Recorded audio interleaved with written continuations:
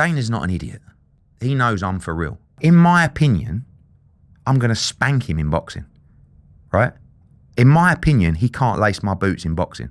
A lot to talk to Eddie Hearn about. Let's say hello to him. Let's not keep him waiting any longer. There he is. It's rare that we have someone who is potentially better looking than Eddie Hearn on the program.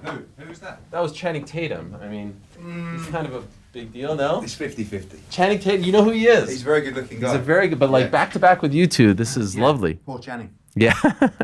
How are you? How are you? I'm fantastic, Ariel. It's so good to have you. I wasn't sure if you were ever going to come back on. Of course, but I just noticed you had Frank Smith on. Yes. You had Sam Jones on. I did, yes. I mean, I kind of feel like it used to be a little bit more exclusive. Okay, you felt like it was a bigger deal. Like just to get on Ariel, the Sure. Ariel Helwani Show was actually a massive thing. Yes. Now, you know, it's kind of like if I'm in New York. So is that why you've been a little bit... Low key? Yeah. No, not reclusive. Really. No. Yeah, I don't beg for it anymore. Okay, well, you're a Netflix star now. This is also true. This is... life Channing has changed. Tatum, Netflix Yes. star. You've started well, Ariel. Has life changed for you since the Netflix? No, it's just... I think what I've realised is boxing, I don't know if it's the same with MMA, but it's an incredibly toxic sport and environment. Do you know, you just learned this? No, I've learned it a lot over the years, but it's made me realise how much more I thought it was by people's response to the Netflix show, which was actually really pleasant. Okay. Because it's different. Like obviously boxing people watched it. Yeah. But the general audience, the casual sports fan or you know, they watched it and the response and the comments were actually quite nice. Like normally you open up social media and it's like, you know, you have to kind of like just take it for what it is. But this was like, I'll just say, really enjoyed the series. Like your relationship with your dad. Yeah. Like I love the company. Didn't really know about darts. You know, we're going to start following it now. And that was the real reason, away from, you know, ego. The real reason that we did the show is because of the success of Drive to Survive. I watched that show and I wrote to Box and I said, you need to do one for boxing. If you wrote them specifically? Yeah. Wow. If you think formally, this was like 4 years ago. It's actually around COVID time. And we were due a meeting and COVID happened and it kind of got backtracked. Then they came and they did a pilot for boxing. And whilst they did it, they spent a lot of time in the office with me and my dad and they went to some darts and they were like, we actually want to do it on Matchroom. Like, so kind of, I call it Drive to Survive meets Succession. Yeah. Because you've got the intrinsic relationship of kind of father-son family business, and then you've got the sports world. And, you know, I think boxing, also people don't realise the size of our company and also the value of darts. Like when you say to people that darts is twice the size of boxing in terms of our business, people just can't understand it. And, you know, that goes to show you boxing, there's such noise in boxing, but as a business, you know, it's sometimes not as solid as something like darts, where kind of like we have that ownership of the sport rather than just we're a promoter within it.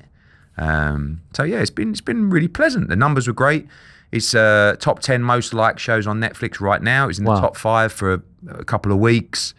Millions audience around the world, and that's good for us as well. Like there's a method to it. It wasn't just, of course, yeah. You know, and will there be a second season? I think it's inevitable. Yeah, wow. I think. Are they filming already? No, we're not filming it like that. No. That was the hard thing about. I think, to be honest, I will embrace it a lot more in the second series because it was a pain. Like they're very good at what they do, but they're everywhere, and you're mic'd all the time. So you know when you get getting ready for a show, they're in the room. You go to the show, you go to the weigh-in, the press conference, you're mic'd, they're there. You finish the show, you drive home, they're in the car with you. And it's like, after a while, especially like when AJ loses or something like that, and the guy's going, do you mind if I just jump in with you? And I'm like, honestly, mate, not, but they're very good at finding their way in. Okay. Did you ever say no? I didn't, no, not really. But I just feel like there are a couple of... your dad about like he's ill. He's ill at one point. We're a strange family. Like, I mean, look, even my dad says in the show, like, my son's my project. Yeah. Right? And for a lot of people, that's really difficult to kind of understand, but that's just our family. That's how it's always been. And my dad he's not a normal guy. I mean, he wouldn't have achieved what he's achieved if he was a normal guy. Right. And people that do spectacular things are a little bit out there, and they're not like normal people. And, you know, he's kind of raised me to be like like him, which is good in some ways and not so good in other ways, because he's, you know, I'm cold, he's ice cold. So, you know, but that's just the way that he's always been throughout his life. And, You know, I think people see that I mean, he lapped it up. He lapped it up. Oh, yeah, no, he was great. I've had so many messages about my dad. Your dad is a legend. I'm Yeah. saying, like, you know, a lot of the time you're so busy, you're filming this stuff and you're not really playing up to the camera because you kind of forget it's there. Whereas him, he'd come in and he's like, let me tell you something, son. I'm like, Dad, come on. Like, so he enjoyed it a lot. It's brilliant. If anyone hasn't seen it, I highly recommend it.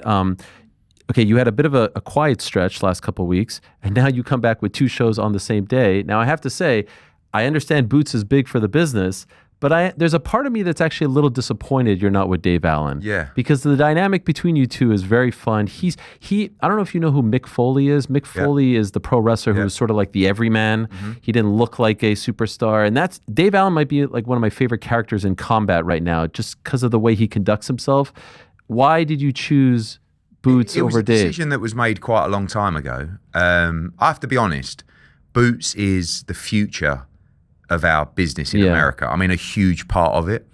And 2026 will see us taking a whole new dynamic stroke level to the American market. And, you know, Dave is Dave. I love him.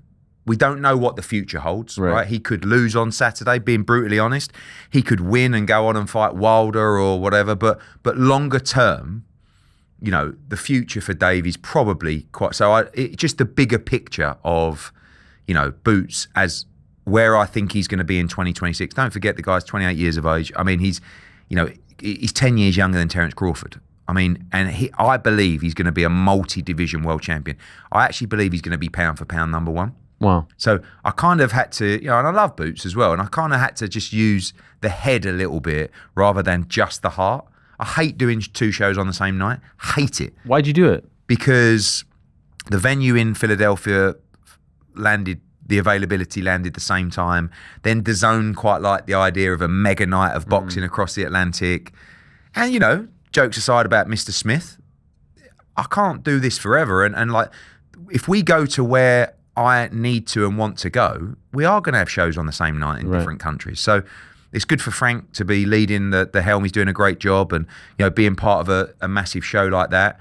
But I will be watching it like a hawk because I can't wait for the fight. I mean, you talk about Mick Foley, like every now and again, someone comes along that just completely captures the imagination of the general public. And that is Dave Allen.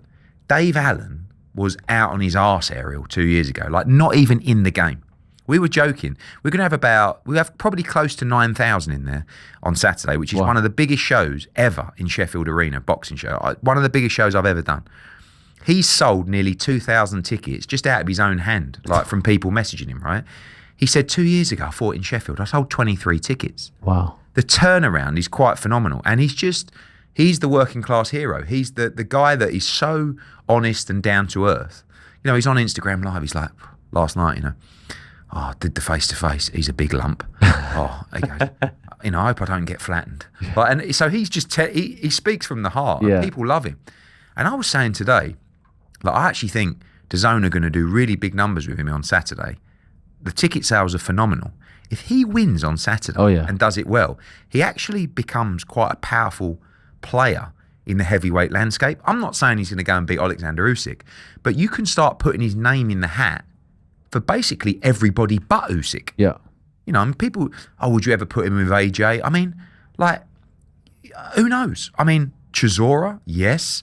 Wilder, absolutely. You know, even guys like Talma, you know, it's a very tough fight, but Dave's a serious guy. He's going to get the call for all those fights. Hrgovic, yes, please. Kabayel, Zhang. Like, there's literally 10 fights. And all I want for Dave Allen is I want him to get...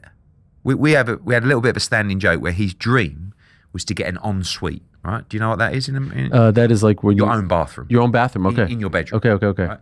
Because he said, I'm sick and tired of going downstairs for a piss in the night, right? So he wanted his own ensuite. Okay. So after the last fight and the one before, he bought a new house. He's got an ensuite. So he's on social media and he's like, watch this, everybody. And he sort of gets out of bed and walks to his own toilet. I want Dave to have one of those, you know, the houses that are so big that you've got the intercom and the electric gates. And I just want to see him walking around, you know, in his tracksuit bottoms and T-shirt and his Crocs with his kids in the garden, just going, I can't believe what happened to me. I made it. Because that, for me, is sometimes far better than any legacy or any belts. You know, and to one day turn up, if I'm up there around Sheffield, just buzz on the electric gates and go, Dave, it's Eddie, let us in. And just to see him open that big door with a smile on his face and go, I made it. That for me is why we're in the game. And when it happens to someone like Dave, it's so rare in boxing, so rare. So we should embrace it. And Saturday's not going to be easy for him. I mean, it's a real 50-50. But if he can hang in there, I think he stops him. And if he does, not just the arena, but the country will go nuts for him. Because like I said, he's just a real down-to-earth working class hero. In this day and age where it feels like athletes are very sort of removed and hard to relate to, he's like a Cinderella man. And even like the face-to-face that they had that you guys posted. But we said to him, we always say to the fighters, and I'd never say push him or do this, but like a little bit of interaction in the face-off is great, it's right? Tremendous. And we said, I think someone said today, because I said yesterday, Lehman's quite fired up for the Boots fight, so he might be a bit in the face-to-face. I said, great. And someone said, yeah, I spoke to Dave, see if he'd give us a bit of good content, but Dave's Dave. And then next thing, he's like, hello, nice to meet you. Started speaking French and German. But that's Dave, You should never, and you can never take that out of him, because that's Dave Allen. But what he is, he's a very tough man. And he's actually a lot more talented than people give him credit for. I mean, Johnny Fisher was a bit unlucky that Dave kind of turned it all around and started taking it seriously, because otherwise he would have beat him quite comfortably. But this Dave Allen, he's a very tough man, but Makhmudov's a different kind of monster. I mean, for 3 or 4 rounds, it'll be horrible. Yeah. Horrible. But if he comes through, he'll knock him out. Did you like the underwear shots? Hilarious. Yeah. Again, But that makes him lovable. Yeah. The fact that he's willing to do that. Yeah. One of the greatest things in life is to not care. Yeah. Like, as in, he has absolutely no regard for what people think of him. Right? He's more than happy to go out there and do an underwear shoot with a big belly, right? And by the way, the belly's pretty much gone now. It's crazy, yeah. But that's just Dave, and that's what makes him what he is. I've sat with Dave Allen. I've had a dozen conversations where I've just, you're just wasting your life and wasting your career. And the turnaround is phenomenal. Because like I said to you, he was done. He was done. He was fighting on small hall shows for $500.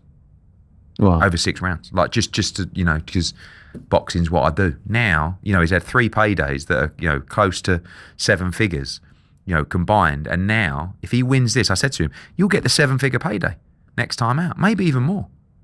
And that's the one that changes your life forever. Because like I said, with Boots and Dave, it's 2 very different. With Dave, I'm not looking at Dave to become world heavyweight champion. I'm just looking at Dave to live a great life. That's it. I'm looking at Boots to secure a legacy within the sport and be one of the greatest fighters of our generation. That's how good this young man is. So he needs that big fight, though. Well, he does, but look, when is it the next one? He just fought the best fighter in his division in Stanionis. Sure. Right?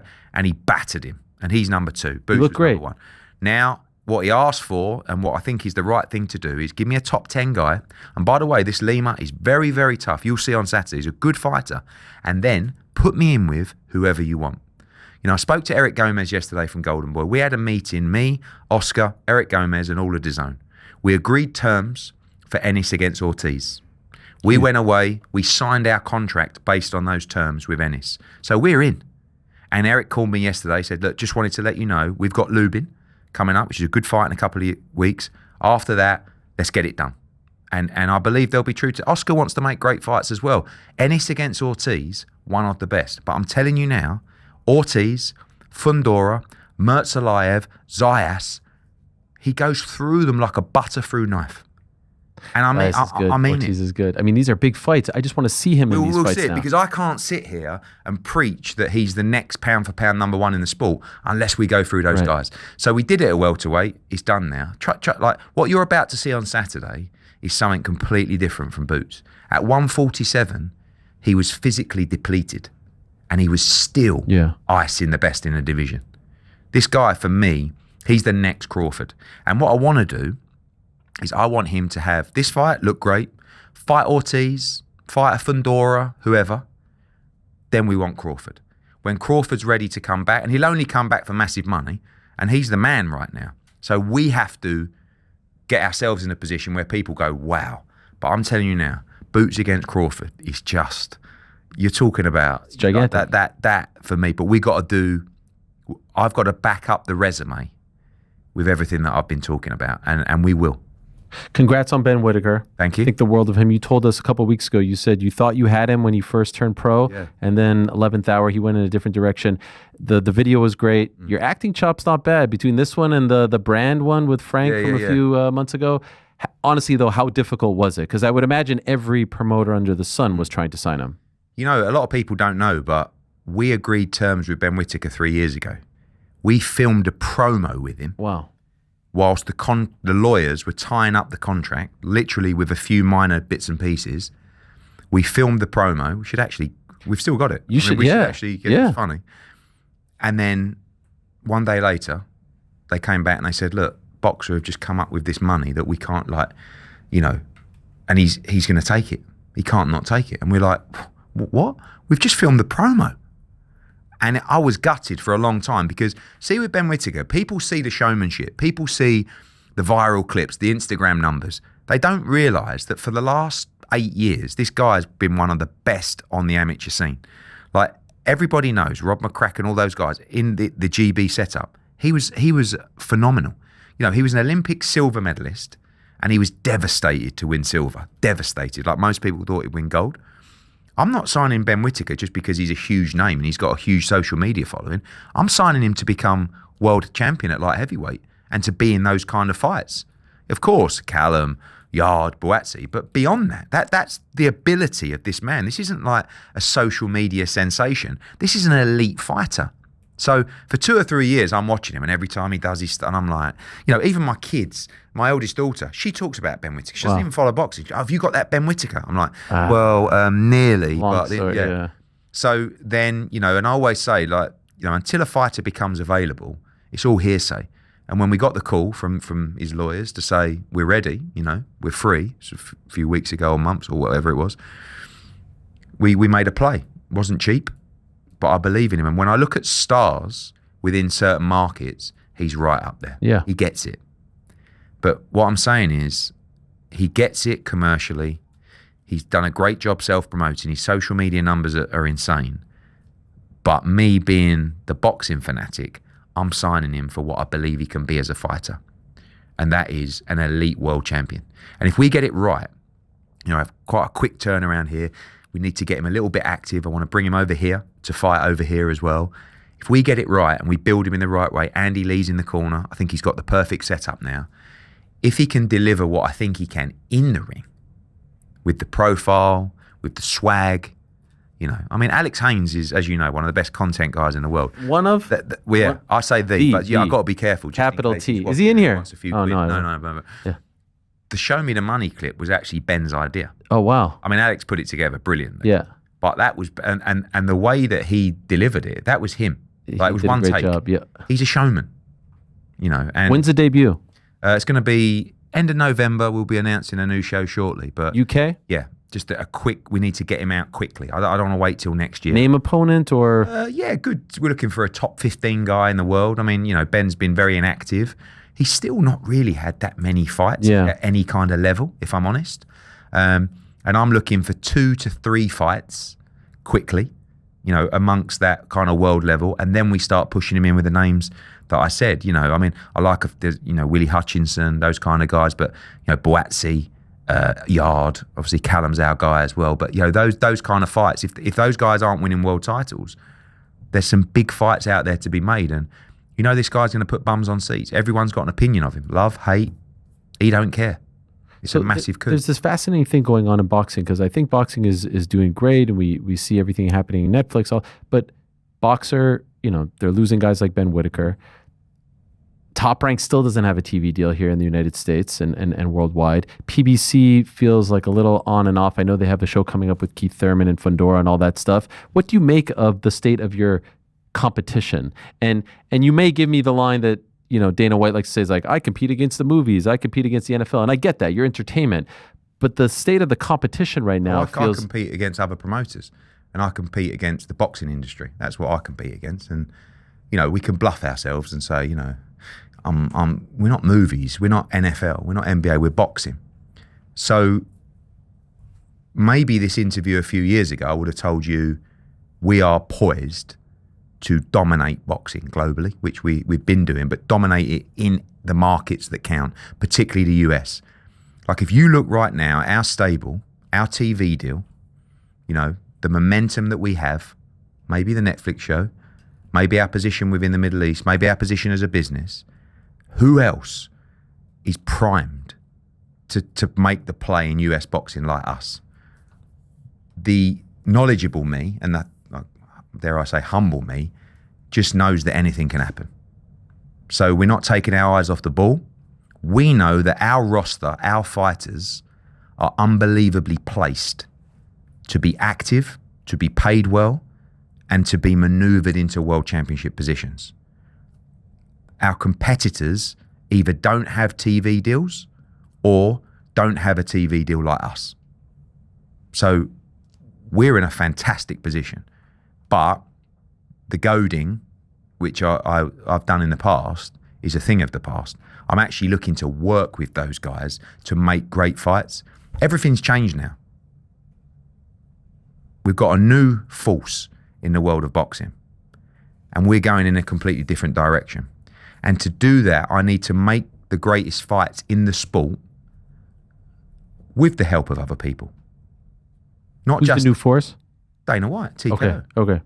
I thought at first you were talking about Turkey, but you mean... No, Turkey's a force, but Turkey's very smart. You know, Turkey's never going to not work with everybody, in my opinion. And I love the way he does it. Look at Boxer in their position, you say, oh, they're not in a very good position. He comes in, goes, you know what, I'll give you a sponsorship deal. Because that's the kind of thing that he does. He wants everybody to have a little bit of bread in their mouth, and he wants to support the industry. It's quite rare, to be honest with you. Other people aren't like that. So, you know, in the position that we're in now, with the zone, with the success of their platform, with the budget, in my mind, it's a straight race with me and Dana for boxing, right? And I've never been so excited. Like, do you know, like, and I heard him say the other day, you know, Eddie's gone all Oscar de la Hoya. I thought it was a bizarre comment. Let's talk about this. I thought it was really bizarre. Like, if you listen to what I say about Dana, you'll never hear me speak negatively about him. He's been very good to me. I really respect him. But you have to understand that my life is the sport of boxing and our company. When you say publicly that you're coming into the sport and you're going to dominate the sport and you're going to be CEO of boxing and what do you want me to do? Roll over and let you tickle my belly? No. And when you come out and you say, you know, people like Eddie Hearn, they don't really have the vision. They don't think big. Think big. I mean, if I've ever been accused of many things, that's one thing I've never been accused of. And all that does is it puts a fire in my belly. But I need that fire. I live for that shit, you know? And I can't wait to take him on. I've actually, you know, I've looked at him before in the past thinking, God, like he's really good at what he does. What a great business TKO is. Imagine competing with them. Now we're competitors. So all these people on our side, because you've got the new wave here, right? You've got this Zuffer belt.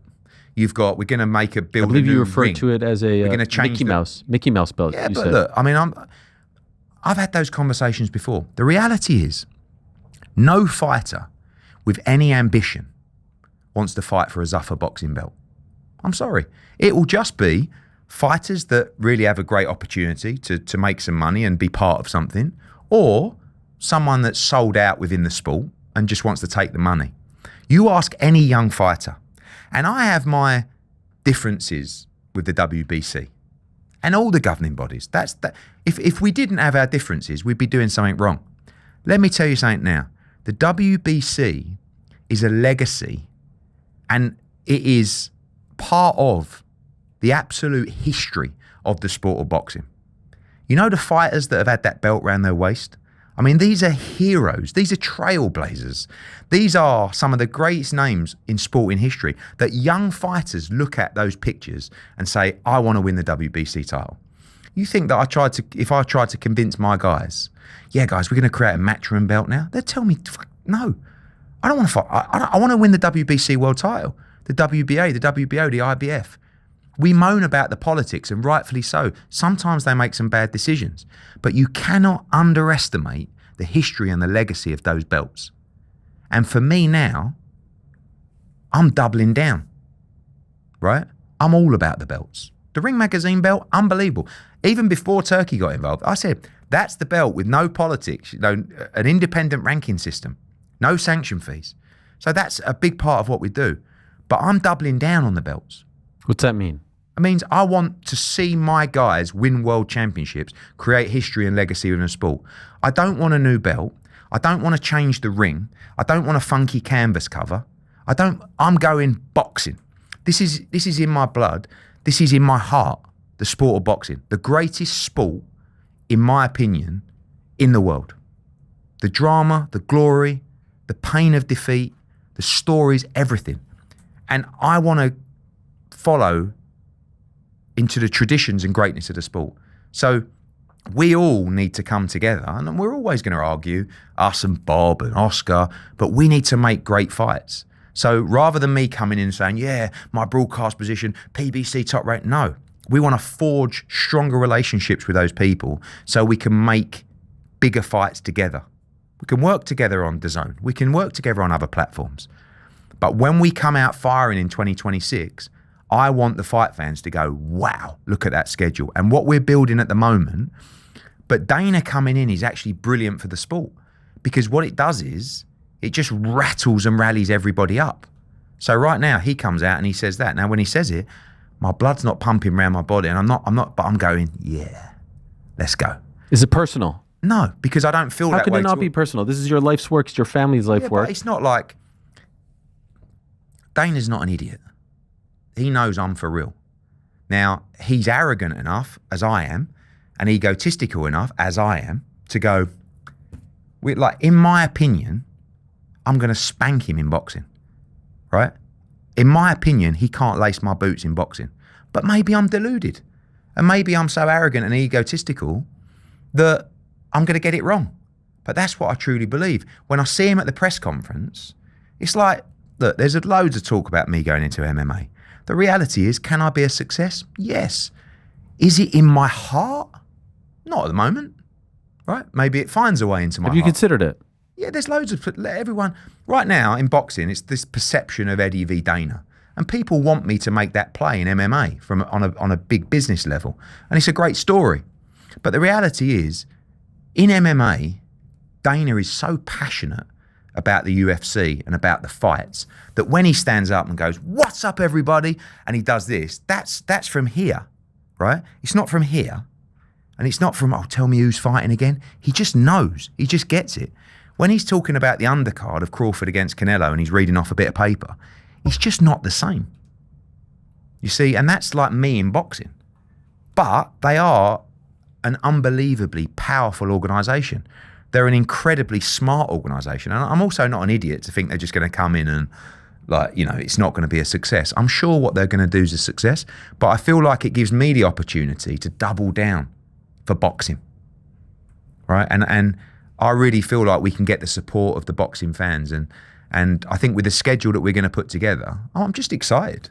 I'm always motivated.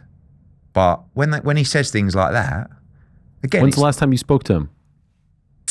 Not for a while, actually. Maybe a few months. There's not been any conversations? I don't think he was happy with my comments and my interviews. But as far as I'm concerned, when I listen to him back, I give him all the credit in the world. You just can't expect to, if I turn around today and started speaking to the media saying, I'm going into MMA and I'm going to take over MMA and I'm going to be the new boss of MMA, I'd expect him to give an interview and go, yeah, who's this tosser? So I'm not saying that. I'm just saying, if it's going to be Eddie v. Dana, even when I say that, I can't tell you the excitement, because you want to test yourself against the best. He's the best. He's the best MMA promoter in the world, one of the greatest fight sports promoters of in the world, and I'm going to take him on in boxing. How good's that? Little old me from Essex. Have you seen the Netflix series? See where we come from? We're just from over there, and we're taking on the world. What do you think of his Paramount deal? It's very, again, these people, Ariel, they're unbelievably influential and powerful. Tico's a great business. Nick Khan, Mark Shapiro, they're really bright guys. But there's just a difference to knowing it and feeling it and living it and loving it to maybe this is a good move for the business. There seems to be some sort of sentiment like, hey, like as you said, these guys are trying to change the sport, change the structure. And then when he's asked by CBS Sports like about the Ali Act, he says, no, we're not trying to change anything. And ultimately, you could choose to fight under the old Ali Act or our version of the Ali Act. I don't think, correct me if I'm wrong, you would know better than I don't think it works that way, right? You can't pick and choose what terms to fight under here in the United States. Who knows how they can manipulate a system? The reality is this. The problem with the Ali Act for them is you have to disclose to the fighters the revenue of the show, particularly from the broadcaster. Do you think that's what this is all about? I mean, I think there's many different facets, but that is a major problem because they will be receiving a significant rights fee deal from Paramount. And when you look at what they're paying the talent, especially if you're in a league format, and I know the guys they've signed, they're getting 50 grand, 100 grand. I mean, like this kind of level, right? And when you're making millions in a rights fee deal and the talent is getting such a small percentage, that's going to cause a problem. That's why you imagine that if the MMA fighters, the UFC fighters could see in black and white on fight week the revenue that the UFC were making from the show, and then you turn around and go, I'm getting how much? And they've got a bigger problem because if they want to play in the big boy leagues of boxing, which I think they will at times, they're going to have to pay the fighters purses that, quite frankly, commercially, as we all know, because we all do it, are the wrong number for the fight. But you're going to have a situation where a boxer is making 3 or 4 times more than the main event on the UFC card, and the revenue is more for the UFC card than it is for the boxing. Do you know what I mean? And they can't afford for the talent to see the numbers. That's the truth of the situation. Because as we always say, you know, when we look at a P&L, 60, 70, sometimes 80% of that P&L of the revenue is going to the fighters. But in MMA, I think it's probably more like 20 or 30%. And you know better than me, if you've got a guy who's on an undercard, who's making $2 million, who you've never even heard of, and this main event UFC guy's making $1 million, doesn't the UFC guy go, I don't quite understand what's happening here. So I think it's a greater threat potentially to the UFC business, you know, and how seriously they want to, how much time and attention they're going to actually put into boxing, because boxing is something that's unbelievably draining and requires 24/7 attention, as I've said before on this show, sleeping with your eye open. And I don't think they're going to be about that life.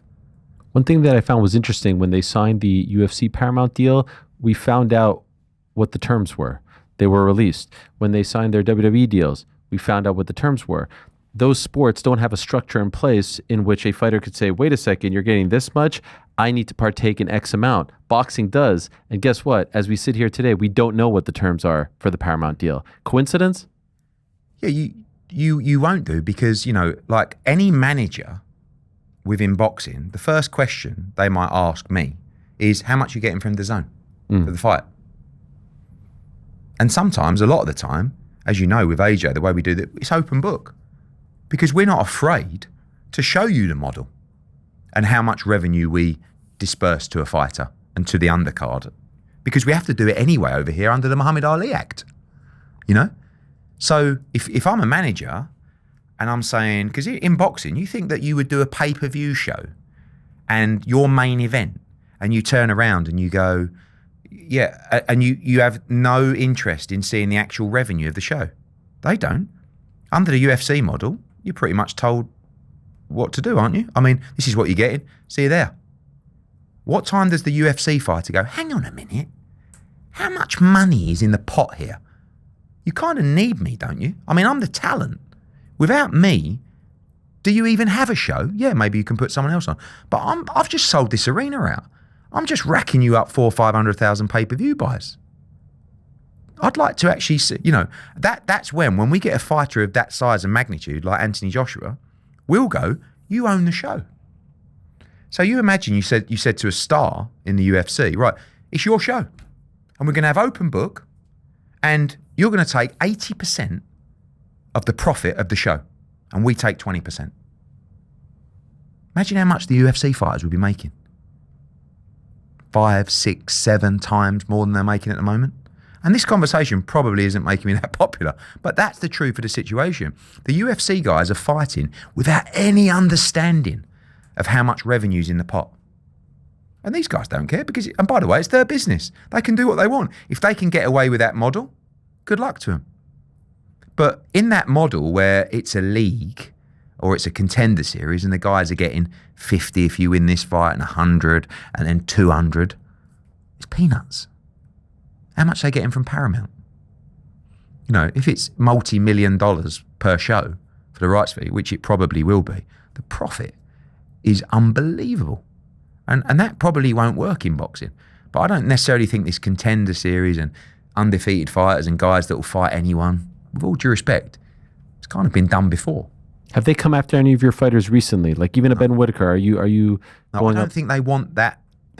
even lower? No, but I mean, like I think Ben's expensive. They would look at a Ben Whittaker and think, my God, that's a lot of money. Because don't forget, they're probably also thinking about their UFC wages and going, well, in UFC, this guy's main eventing for that kind of money, and we're doing a massive gate, and we've got pay-per-view. So I think their model will be the league, the content, whatever they want to call it, and then I think they'll delve in to some big shows during the year. Like what we just saw with Crawford and Canelo. That wasn't a show. See, I don't think the reality is, I don't know the numbers, but there was probably a loss on that show because of the deal that Turkey did with Canelo and Crawford, and he really looks after the fighters and the costs involved in a Saudi Riyadh season show. Maybe not, but there's a very good chance they won't want to get involved in a fight like that with a risk like that with the potential of making a loss. Every big fight we do runs the risk of making a loss. That's just boxing. You just hope that the numbers, are good enough and solid enough at the end that it's a profitable game. And the bigger you get, the less chances you have to take in that respect. So don't forget, and I keep saying, he came out and he went, I've done the biggest shows in boxing. Crawford, that wasn't a Dana White show. That was the brainchild of, that was the vision of, and that was funded by Turki Al-Sheikh. Now, if you want to say Mayweather against Conor was one of the biggest fights of all time, do me a favour. It was a bloke making his debut. I mean, don't get me wrong, the numbers were great, but again, that's where I'm saying where we're going, And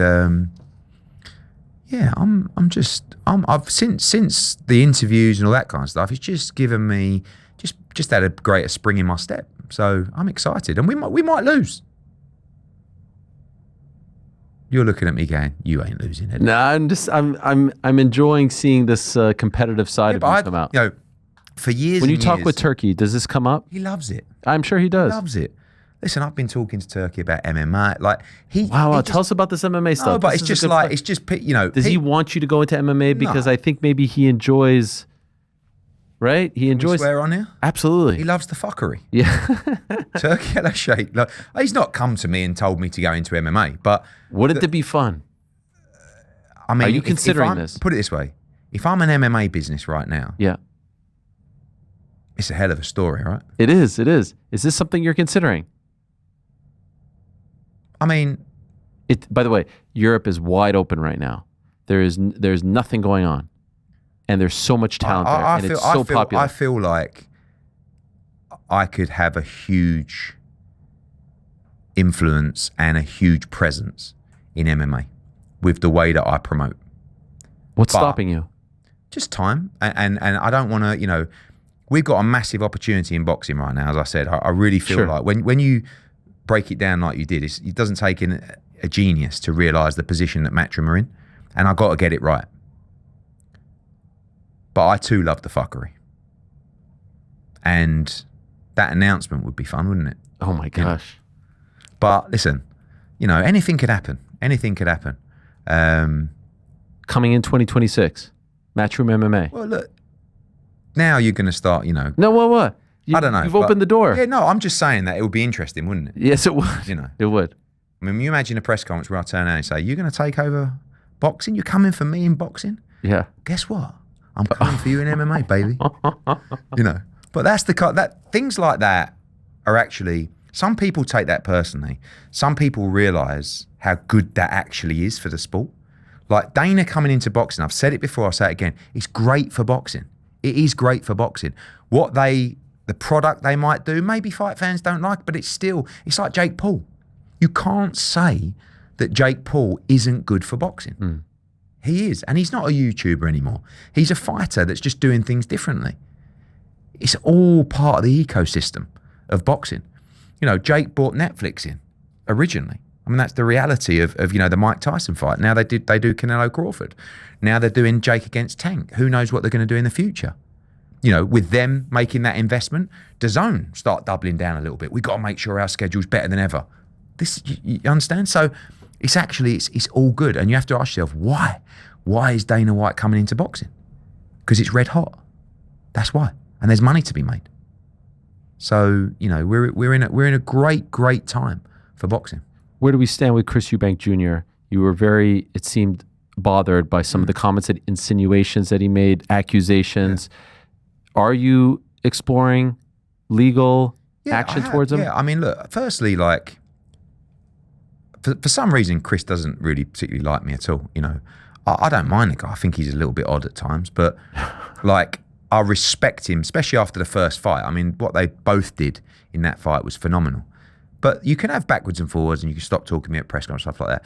When you tell me that we, or I, or Matchroom, stopped your ambulance from going to the hospital to deliberately delay. I actually couldn't believe what I was hearing. If you watch it back, he said it and I went, can you just say that again? I can't. Because, and then he doubles down in an interview with Kugan Cassius and he's saying, you know, if it was more serious, someone could lose their life in that situation. Like, that for me is not a joke. And maybe in his head, he really feels that is true. I don't believe so. But we've written to them to say, here's exactly what happened. Everything's logged when in a situation like that. Here's the report from Tottenham. Here's a report from the paramedic. Here's a report for the British Boxing Board of Control. Now, you know, we believe it's defamation, but at the same time, no problem.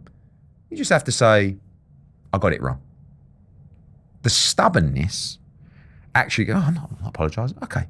And then you're in this tug of war at that point. What do you do? Do you move forward or? But it's something that just bothers me. And some people, you know, people that don't fight for anything, people that actually don't have fire in their heart go, oh, does it matter? Yeah, it does matter. It really matters to me. And if it didn't matter to me, I wouldn't bother because I'm not really like that. You have to really say something that's bang out of order for me to have that kind of reaction. Because over the years, I've just let so much bounce off me. So much bullshit you read. It's just like, whatever. But then someone says something like that and you go, no, I'm not having that. We haven't worked for 40 years to develop a reputation in the business where you accuse me of stopping an ambulance from leaving to make a fighter get seen to in hospital. Please find that unbelievably disrespectful. So yeah, that's what we're in. And you know, maybe he'll have the, you know, the, not even the sense, just the kind of, just have enough about him to go, oh, fair enough. I still think you're a tosser, Hearn, but I got that one wrong.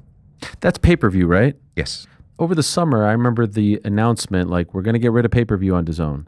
But there have been several pay-per-views. You know, I believe that was an announcement from Turki Al-Sheikh. And I saw Shai there, the CEO of the company. Yeah. I mean, the reality is, we've been here before. Yes, right? We have. I mean, and for me, pay-per-view is an absolute necessity within the sport. It's just what's pay-per-view, right? Don't forget, when DAZN came into the marketplace, it was a product built on subscription, not on pay-per-view. But they didn't have Canelo Alvarez. And what happened was, originally, the plan for DAZN was never pay-per-view. Then John Skipper sits down with Canelo Alvarez, and Canelo Alvarez says, right, I want 35 million a fight, or 30 million a fight, or whatever it's going to be. And you look at the business, and you go, that's actually impossible if we don't do pay-per-view. But guess what? We got a chance to get Canelo here, but we're going to have to do pay-per-view. That's really what happened. And now, I just feel like, and I've said this for a while, I just feel like there's too much pay-per-view. Sure. And I think what's happened with His Excellency is he's probably looked at the pay-per-view numbers and gone, I think it's more beneficial to get a bigger audience. Absolutely. You know, because the revenue for him might not be as important. So actually, what if we make that part of the subscription, or we make a subscription package where we get a bigger audience watching the product, which is very, very important. But then you do a fight that will do 500,000 buys, like Eubank Ben. That, of course. Eubank Ben in America, in my opinion, shouldn't be pay-per-view. Yeah, I mean, that's a separate conversation about the mechanics with DAZN, as in what's pay-per-view in what market. Right. We used to get a lot of criticism when I was at Sky because you'd do a UK fight on pay-per-view and free on in America. That was at a time where there was no DAZN. So I could do Anthony Joshua against Vladimir Klitschko for £25, but in America you can watch it on Showtime or HBO. And the UK fans going, what?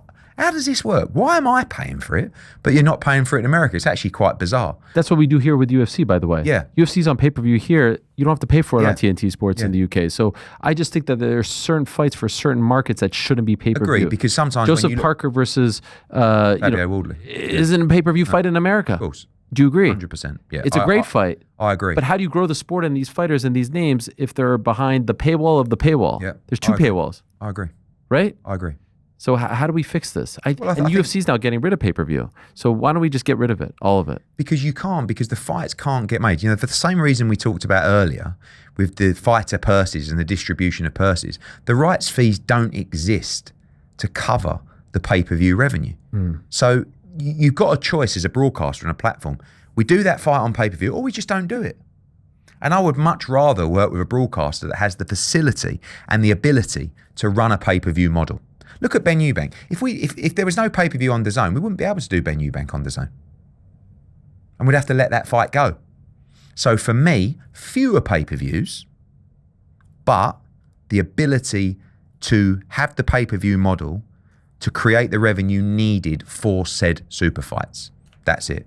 And there are a lot of fights that simply aren't pay-per-view that land on pay-per-view.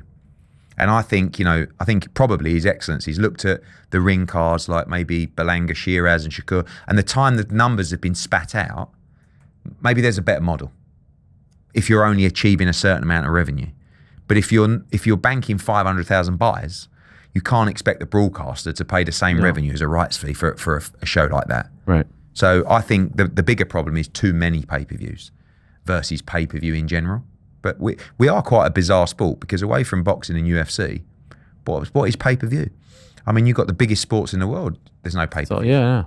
So it's just the history of the sport. Okay, I'll let you go in 3 minutes. Can I hit you some quick ones? Because Shakur Stevenson, coming back to Matchroom or not? I don't know. I mean, I think depends on the offers, where he's going to fight. I mean, obviously, I'm exclusive to DAZN. Right. And there's another example, really. If you're in the Shakur business, you really have to put him on pay-per-view for the money he's making, you know? And what is the pay-per-view fight? Potentially Teofimo Lopez, you know. There hasn't been a whole load of conversations with him, if I'm honest. And it's not really my style, Ariel, as well. You know, I'm not going to go around and drive around his house and bang on the door and sit outside till he has a conversation with me. If you want to be with Matchroom, great. So like the Lopez fight, you're not involved probably? Not at the moment. I mean, if there's an opportunity to do it on DAZN, quite possibly. But again, there's a fight. How big is that fight? I mean, that's a brilliant fight. Shakur's one of the best fights. How big is that fight? What do the numbers spit out? But he's one of the best fighters in the world. Deal with DAZN is done end of 26, right? Mm-hmm. When do you start? Now. Are you free to talk to anyone, or is there an exclusive? No. I mean, look, I think it's a very interesting landscape, particularly with recent signings, our position globally, the Netflix show. It's a good time for us. Yes. I've made it clear I want to stay with this. I haven't worked for 8 years for this platform to build it or help build it into the position it is, to not try and double down and take it to the next level. The global element of having one broadcaster and one message wherever I go has always been a massive attraction to us. Doesn't matter if we're in Mexico, in Australia, in America, in the Middle East, in the UK.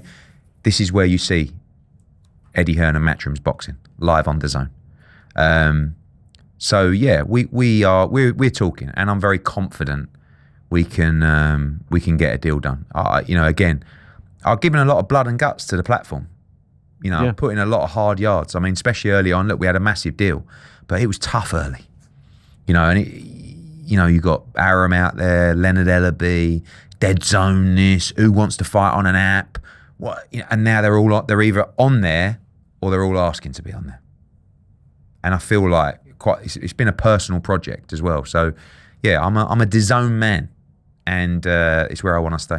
Will we find out AJ's? I don't think he's fighting this year, but will we find out this year his next assignment? Yeah, I mean, I was with him in Dubai, and it was good he's had a bit of a rough time. I mean, obviously the defeat, I think sometimes people don't realise how much that gets you, that defeat on that kind of level. Then he had the injury of his elbow. He was told to rested it for a couple of months, went back into camp, still there. Then he's got to have an operation. Then it's another 3 months. And it's like, at this point, are you still hungry for it? And he asked me to come and see him in Dubai. And I know he's hungry for it. And it was quite funny, actually. He said, because it's very difficult when you've been out the ring for 12 plus months and you've got and you've just got beat, right? In the fashion that he did. And you've got to go back into quite a testing fight.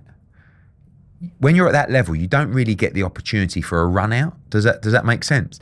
And he was like, a lot of these fighters, they can't just an 8 or a 10 rounder just to wrap their hands and go out and boom, get a bit. He said, a lot of fighters do that, don't they? Like they go to Mexico and they have kind of fights. I said, unfortunately, mate, you're Anthony Joshua. Yeah. So I can't hide you on an undercard in Mexico. But he's that motivated now that he wants to get active. But everything's about getting yourself into a position for the Tyson Fury fight. And, you saw Frank Warren come out this week. He spoke to Fury. He wants back in. Yep. Shock horror. And the reality is that Turki Al-Sheikh wants to make the biggest fights in the world. Fury AJ is, in my opinion, the biggest fight in boxing right now. And Turki Al-Sheikh wants to make that fight. When I was with him last week, there was some conversations about how a plan might look for AJ. And he will have those conversations with Tyson Fury. He's not failed yet, Turki Al-Sheikh. And one of his greatest legacies to the British fight fan would be the guy that made Fury against AJ. And I'm very confident he can do so. I just want to make sure that when that time comes, AJ's firing on all cylinders. Because Fury will have a warm-up. He's been out of the ring for a year coming up as well. We want to make sure that when those two meet in a battle for the ages, they're both primed for battle. And I'd love it. I mean, it's the only conversation I've had with AJ where I look into his eyes about Tyson Fury and I just see something different. A little bit of dislike, like I want to break his face, and I've not really seen that from AJ before. And it would be such a shame if these two didn't meet. Like, I feel like it would kind of always be the one question post-career for everybody, me included, where people say, you never made that fight, did you? So Turki Al-Sheikh's the man for those kind of moments because he can but if it was me negotiating with Frank Warren and Spencer and Tyson Fury, but Turki has the ability to say, right, Eddie, this is your deal. Anthony, are you happy? We're in. Boom. That's one side done. Let me go and take care of this. And when that's done, we got it.